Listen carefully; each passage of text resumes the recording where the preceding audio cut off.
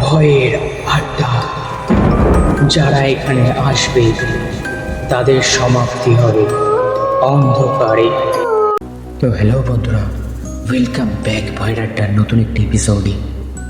তো আজকে যে ঘটনাটি বলতে চলেছি সেই ঘটনাটি বলেছে আমাকে আমার কাকু। তো কাকু যেভাবে ঘটনাটি বলেছেন আমি ঠিক একইভাবে বলছি। তো চলো ঘটনায় যাওয়া যাক। তো প্রথমে গ্রামের বর্ণনা দিই। গ্রামের নাম বলছি না, শুধু এইটুকু বলবো গ্রামটা একদম শেষ মাথায় ছিল। একটা পুরনো মাটির বাড়ি। লোকেরা ওই বাড়ির সামনে সন্ধ্যের পর থেকে আর কেউ যাতায়াত করতো না, কারণ সেখানে থাকতো এক মহিলা যার নাম মালতী। লোকের মুখে তার আরেক নাম ছিল মালতী ডাইনি। সে কারো সঙ্গে তেমন কথা বলতো না, কিন্তু আশ্চর্য ব্যাপার কি জানেন? যার সঙ্গে তার ঝগড়া হতো বা যে তার কথা অমান্য করত, কয়েকদিনের মধ্যেই তাদের ঘরে কিছু না কিছু অশুভ ঘটত। এই গল্পটা আমাকে বলেছিল আমার এক কাকু। ঘটনাটা তার নিজের জীবনের। হঠাৎ একদিন তার ছোট ভাই অসুস্থ হয়ে পড়ে। ডাক্তার বলল কোনো রোগ নেই, রক্ত রিপোর্ট ঠিক।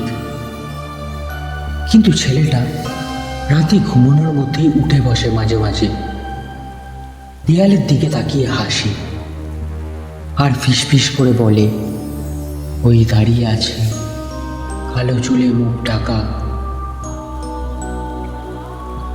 ঘরের তাপমাত্রা তখন অস্বাভাবিকভাবে কমে যেত। এক সন্ধ্যায় কাকু দেখলেন তুলসী গাছের পাশে মাটি একটু উঁচু, আর সেখান থেকে বেরিয়ে আছে একটা কালো সুতো। হাত দিয়ে টান দিলেন, মাটির নিচ থেকে উঠে এলো একটা কাপড়ে মোড়া পুতুল। পুতুলটার ভেতরে ছিল মানুষের চুল, নখ আর চোখের জায়গায় লাল সিঁদুর। ঠিক তখনই পেছন থেকে একটা কণ্ঠ, ওটা তুলছিস কেন? তখনই কাকু ঘাড় ঘুরিয়ে দেখে মালতী দাঁড়িয়ে আছে তার পেছনে, কিন্তু তার পা মাটিতে লাগছে না। চোখ দুটো অস্বাভাবিক বড়, মুখের একরকম হাসি যেটা খুবই অস্বাভাবিক। সেই রাতের পর থেকে ছেলেটা আরও কথা বলা বন্ধ করে দেয়। শুধু একটাই কথা বারবার বলে, ও আমাকে ডাকছে, আমায় নিয়ে যাবে। শেষে এক ত্রান্তিক আনা হয়। তিনি পুতুলটা আগুনে ফেলতেই আগুনের ভেতর থেকে এক মানুষের কান্নার মতন শব্দ বের হতে থাকে। একই সময়ে দূর থেকে শোনা যায় মালতীর বাড়ির দিক থেকে ভয়ঙ্কর আর্তনাদ। সেই রাতেই মালতী মারা যায়। কিন্তু গল্পটা এখানেই শেষ হলে ভালো হতো। গল্পটা শুরু হয় তারপর থেকেই। আজও ওই বাড়ির পাশ দিয়ে গেলে রাতে শোনা যায় সুতো টানার শব্দ, খালি পায়ে হাঁটার শব্দ আর একটা ফিসফিসানি, আমার পুতুলটাকে পুড়িয়েছিস। কালো জাদু করলে শুধু মানুষ মরে না, কিছু কিছু জিনিস জায়গার সঙ্গে বেঁচে থাকে। আপনি কি নিশ্চিত আজ রাতে আপনার উঠোনে কোনো কালো সুতো নেই? প্রান্তিক যাওয়ার আগে একটা কথা বলে গিয়েছিল, এই কালো জাদু শুরু হয়েছিল বহু বছর আগে। মালতী একা ছিল না, গ্রামের পুরনো লোকেরা পরে এক এক করে মুখ খুলল। মালতীর স্বামী নাকি বহু বছর আগে নিখোঁজ হয়েছিল। লোকেরা বলতো সে নাকি মালতীর করা প্রথম কালো জাদুর বলি। তারপর থেকে প্রতি অমাবস্যায় মালতীর ঘর থেকে দেখা যেত মাটিতে আঁকা লাল বৃত্ত, মাঝখানে একটা মাটির প্রদীপ আর কালো সুতোয় বাঁধা পুতুল।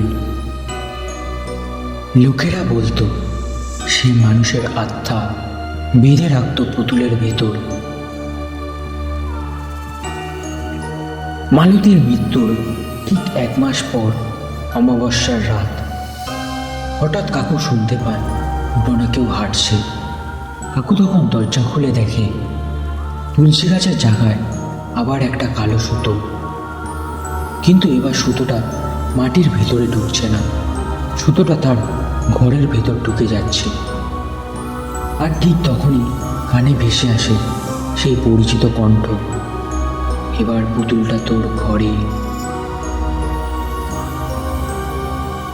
ঠিক তখনই ক্রান্তিকের কথা মনে পড়ে। তিনি আগেই বলেছিলেন যদি আবার দেখা দেয় আগুন নয়, এবার বন্ধন কাটতে হবে। কাকু তাড়াতাড়ি ক্রান্তিককে ডেকে আনে। ক্রান্তিক উঠোনে নুন আর ছাই দিয়ে বৃত্ত আঁকেন, কালো সুতোর গিট খুলে দেন আর মন্ত্র পড়ে বলে, যাকে বেঁধেছিস তাকে ছেড়ে দে। তারপর একটা অবাক করা ব্যাপার, সুতোটা নিজে থেকেই পুড়ে ছাই হয়ে যায়। দূরে একটা ভারী নিঃশ্বাসের শব্দ, তারপর আস্তে আস্তে চারিপাশটা নিস্তব্ধ হয়ে যায়। পরের দিন থেকে ছেলেটা সুস্থ হতে শুরু করে আর মালতীর বাড়িটা পাড়ার সবার নির্দেশে ভেঙে ফেলা হয়। তো বন্ধুরা, এই ছিল আজকের ঘটনাটি তোমাদের কেমন লাগলো প্লিজ কমেন্ট করে জানিও। যদি ঘটনাটি ভালো লেগে থাকে তো লাইক, কমেন্ট, সাবস্ক্রাইব করতে ভুলো না। তো চলো আবার দেখা হবে নতুন একটি এপিসোডে। ততক্ষণের জন্য সুস্থ থেকো, ভালো থেকো।